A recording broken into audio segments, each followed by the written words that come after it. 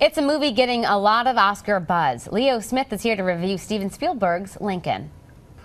77 years. Medic. History repeats itself at your local multiplex, and it's more authentic than ever in Lincoln.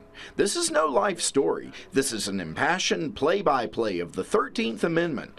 Honest Abe has clearly established a foothold in history at the outset of the film, but only the largest piece of the legacy is chronicled. Nevertheless, it still takes about 2.5 hours to cover one fraction of this man's accomplishments. However, having the right person in the executive chair will make you appreciate every minute of this epic memoir.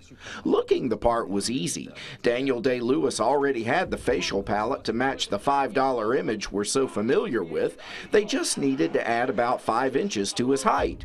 Not too tall in order for Steven Spielberg, but as usual, inhabiting the role with an earnest vigor was what will undoubtedly add to the actor's collection of gold statues.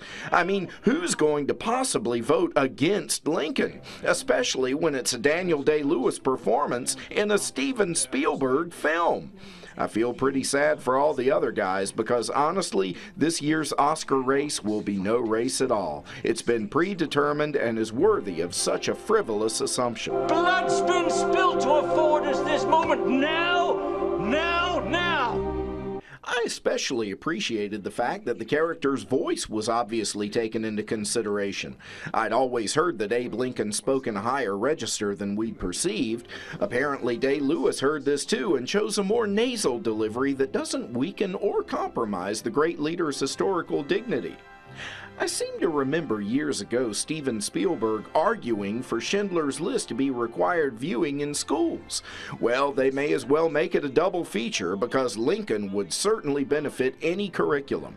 Not only would students get an intimate look at a historic milestone, they would also recognize that what were Republican views and principles have now become Democratic perspectives. In fact, I'd say everyone could learn something from Lincoln. It's an opportunity no one should pass up.